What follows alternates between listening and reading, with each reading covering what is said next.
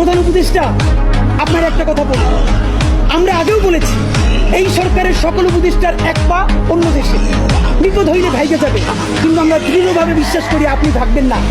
এর প্রমাণ, আপনি যদি ভাগতেন পৃথিবীর কোন দেশ আপনারে রাখতে চায় না বলেন? তাহলে হাসিনার আমলেও 10 তলা বিল্ডিং পাইয়া আপনার আদালতে হাজিরা আপনি দিতে আসতেন না। আপনি তখনই বিদেশ থাকতে পারতেন।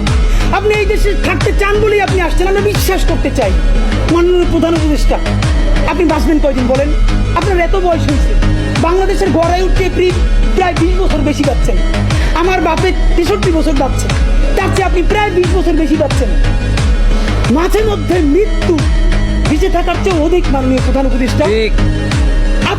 আপনি একটা গবেষণা করেন, বাংলাদেশে গত 50 বছরে কোন রাষ্ট্রপ্রধানের 30 মিনিট 40 মিনিটের বক্তৃতা, রিক্সা চালক, ভ্যান চালক, সবজি বিক্রেতা, বিশ্ববিদ্যালয়ের প্রফেসর, ছাত্র জনতা আধা ঘন্টা বসে তার বক্তৃতা শুনে নজির নাই, যেটা আপনারটা হইছে। এটা কিন্তু আপনার চেহারা দেখে না, আপনি রাজনৈতিক দল করছিলেন, কেন করছেন, কিন্তু এইবার যে আপনার এই বাংলাদেশের পক্ষে হৃদয় নিংড়ে ভালোবাসা, আপনি যখন বক্তৃতা করেন আপনি আর্টিফিশিয়াল কিছু বলেন না, কিন্তু আপনি যখন ঘোষণাপত্র বললেন আপনার চেহারায় আর্টিফিশিয়াল ছাপ। ইদানিং আপনি স্ক্রিপ্ট দেখে দেখে বক্তৃতা করেন, এগুলো আমরা চাই না মাননীয় প্রধান উপদেষ্টা। আপনার অন্তরে যা আছে, আপনারা যে বাধ্য করে তার কথা বলে দেন না।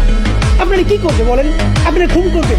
আপনি প্রায় 80 বছর বাঁচছেন, আর কয় বছরই বা বাঁচবেন?